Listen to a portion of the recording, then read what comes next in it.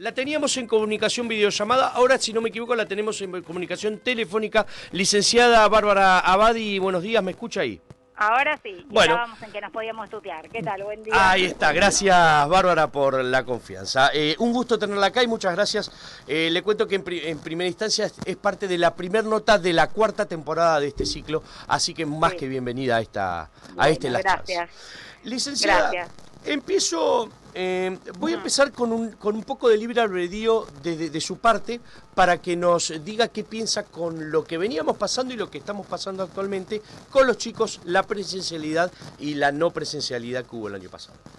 Bueno, nosotras, yo con una colega, con Natalia Cito, escribimos hace unas semanas una carta abierta desde donde nos expresamos justamente a favor de la vuelta a la presencialidad y hicimos un montón de argumentos en relación con la salud mental. Fue una carta tuvo una repercusión muy interesante porque se sumaron muchos profesionales del ámbito de la educación, bueno, obviamente de la salud mental, que es el mío y el de Natalia, y también de personas de la cultura.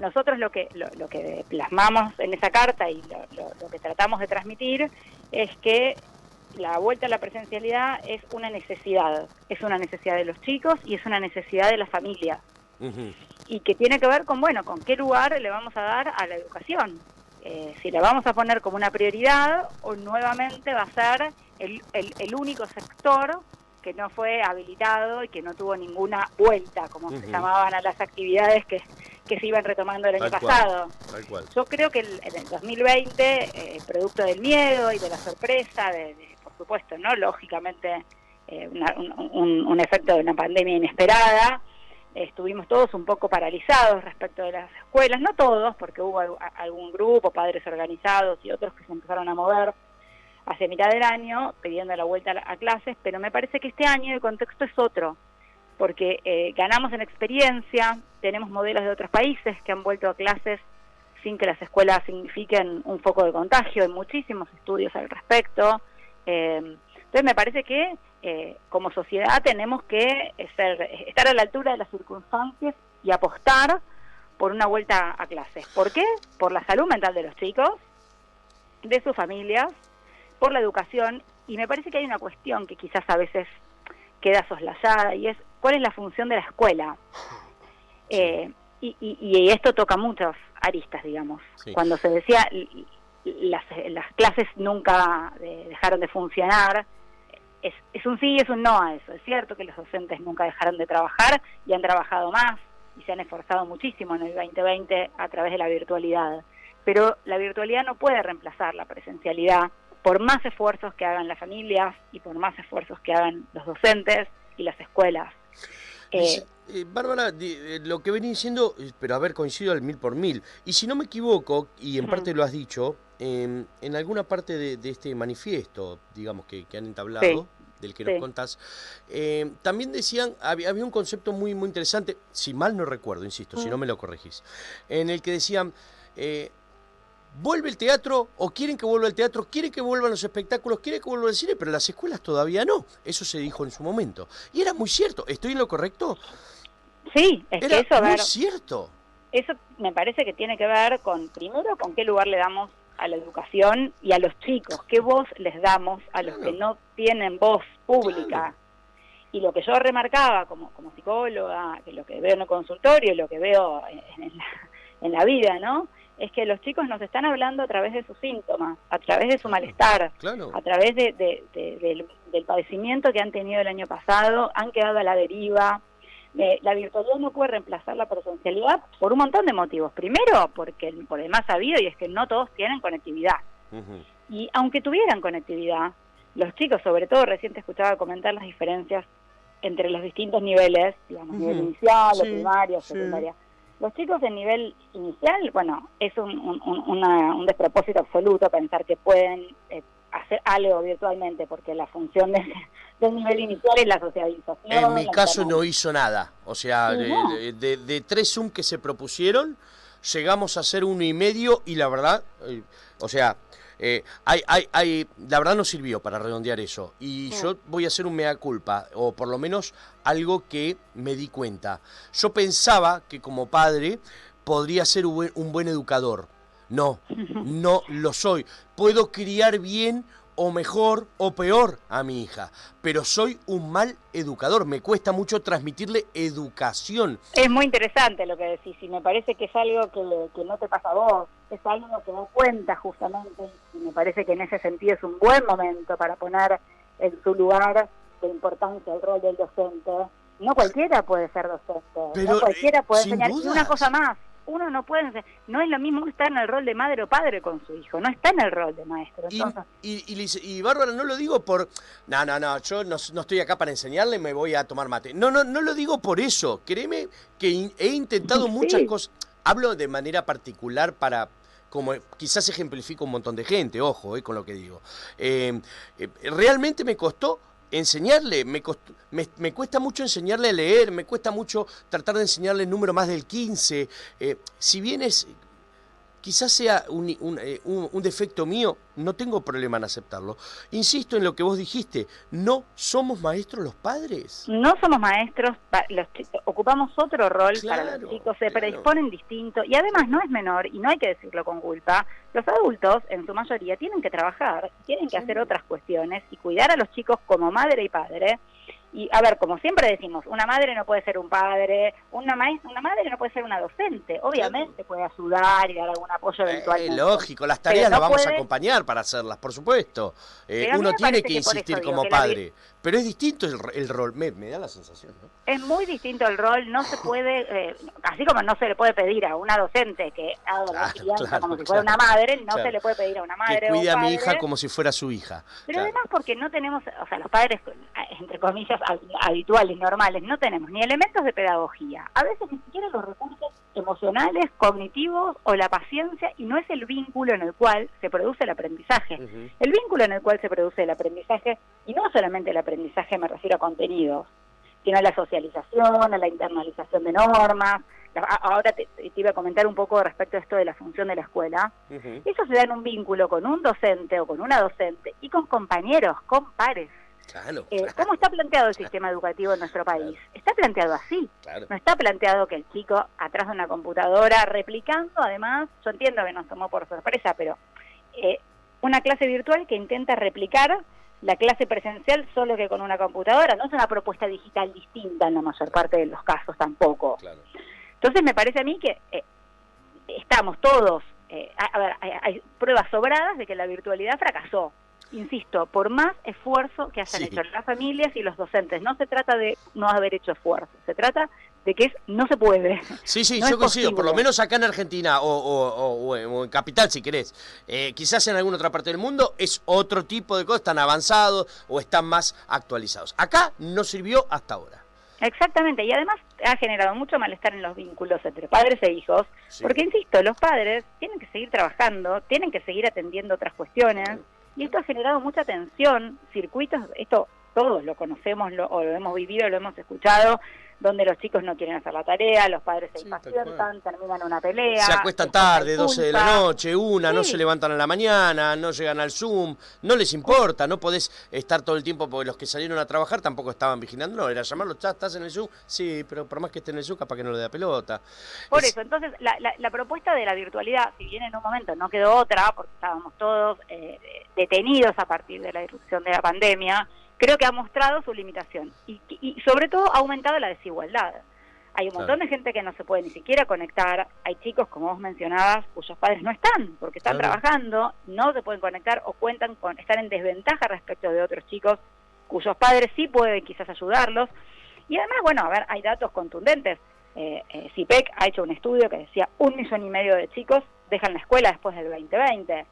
Y esto convive con que sectores de recursos económicos han contratado y siguen contratando maestras particulares y lo que el año pasado se llamó, una denominación horrible, escuelas blue o escuelas clandestinas. Entonces también tenemos que hacernos cargo de la desigualdad que esto genera, y la escuela es básicamente una institución de inclusión.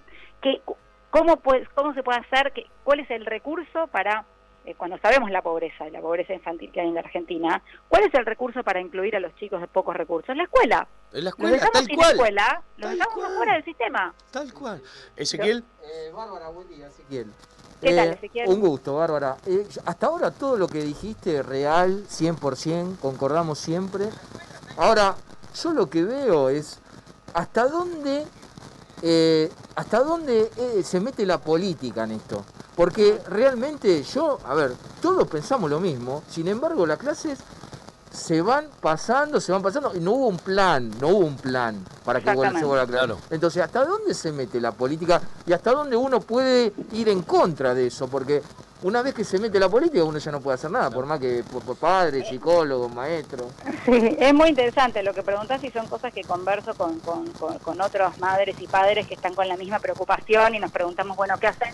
Porque además hay que ser sinceros, la vuelta es una vuelta parcial, la vuelta a clase.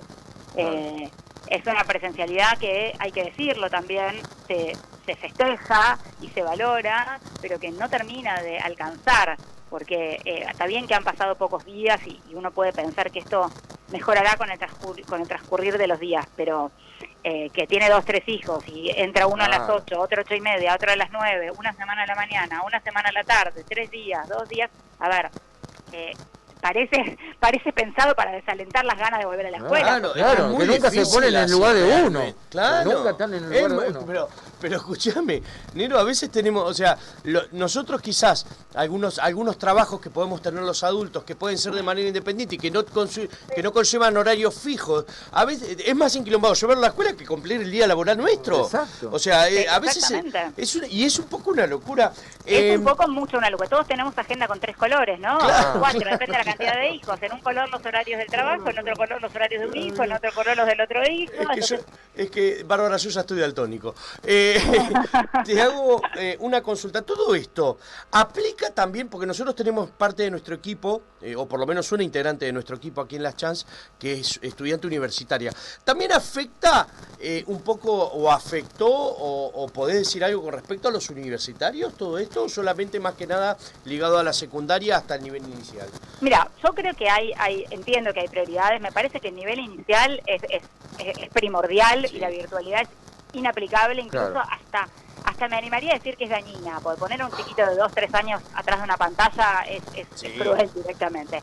En la primaria es muy difícil por la falta de autonomía que tienen, e insisto, porque la escuela no es transmisión, para eso ven un video de YouTube, claro. Eso no es ir a la escuela, claro. Eso no es educación, no es transmisión de conocimientos, es socialización, es el rol con el docente. Además hay otras cuestiones que hace la escuela, como la escuela es la principal institución que detecta abusos sexuales en los niños.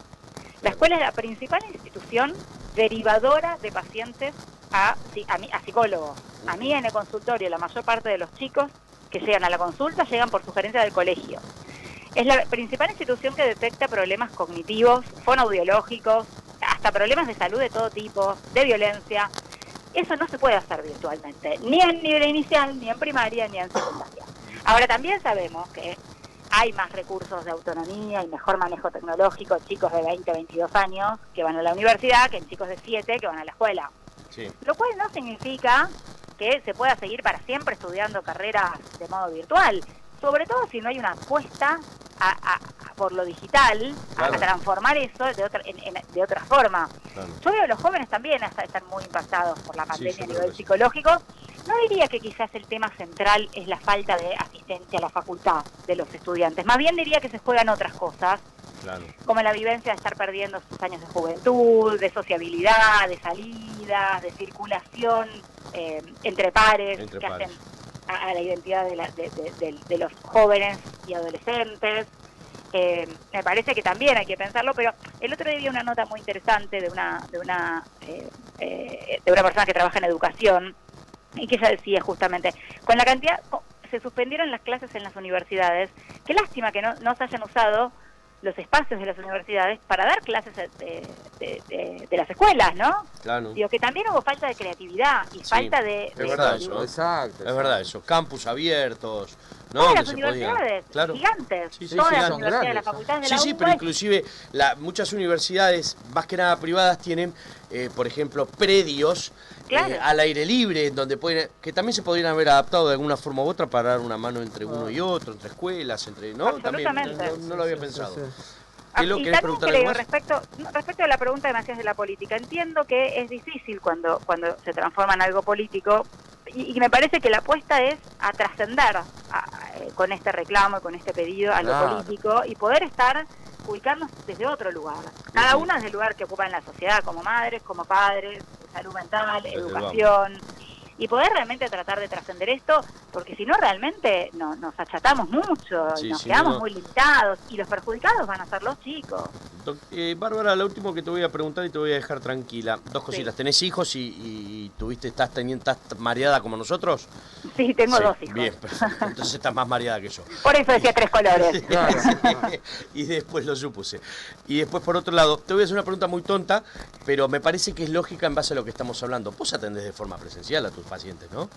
Yo atiendo de forma presencial y de forma online. Bien, ambas. Sí, bien. Ambas. Bueno, pero si me decía está obligada, es que si me decía solo online, te iba a decir, epa, pero ¿cómo? Bueno. No, pero está bien. Me parecía lógico tener que preguntarlo. Y sobre todo adolescentes, me parece interesante no atender solo online. Yo atiendo presencial desde que se habilitó, a fin de julio se habilitó y empecé a retomar. Hay algunos pacientes que no quieren, volver a presencial. Sí, está bien, pero esa es decisión del paciente. No, sí, yo atiendo presencial desde que se habilitó y me parece importante esta instancia de la presencialidad. Hay lenguaje corporal, hay un montón de cuestiones. Bárbara, te agradezco muchísimo la comunicación, te agradezco que haya sido la primera porque fue muy didáctico todo lo que nos dijiste. Espero no perdamos el contacto con el correr del año. Lo que necesites quedamos a disposición y muchas gracias por la deferencia en atendernos. Que tengas una linda semana. Chao. Era la licenciada Bárbara Abadi, psicóloga, y nos hablaba sobre el impacto psicológico en los alumnos en esta pandemia.